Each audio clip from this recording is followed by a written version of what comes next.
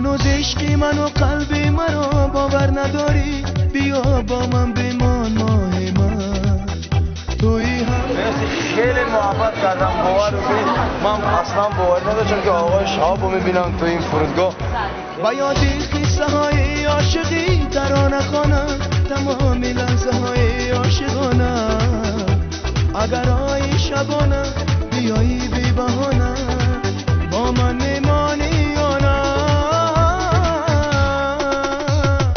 بگو بگو میمانی ماهی من، نگو نگو نیستی همراهی من. بگو بگو میمانی ماهی من، نگو نگو نیستی همراهی من.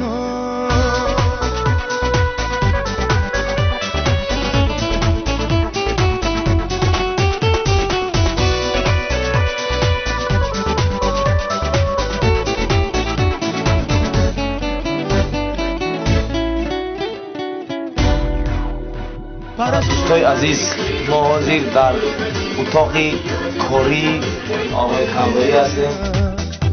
توی ماهی را میدم عزیزی نوری دیدم. اولا آقای فرزندی، آقای رستم، آقای یعقوب خانم گل، شما اولا خوش آمدید از تاجیکستان به شرکت فارسی. این سالی که آرزو داشتیم که از نزدیک ببینیمش، روز خدا بزرگ که ما با این مرد بزرگ آشنا شدیم دیگه، انشالله داریم باهاش کار میکنیم. تاجیکستان منتظر باش کجا فیلم هست.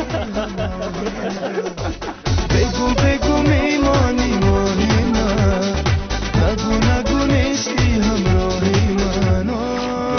انگار نه انگار میگه پنج صبح شد. من خودم فن مصور هستم. کجا آقا؟ اونجا میتاسته مثلا نزدیکی هم بشید، بیا اینجا بشید. ما حالی که خودی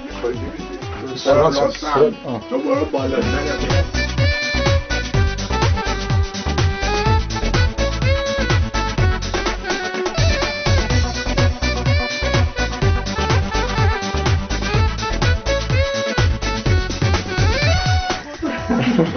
از درد و غم رها ندارم، بیا بینگر سر و پا غصه هایم.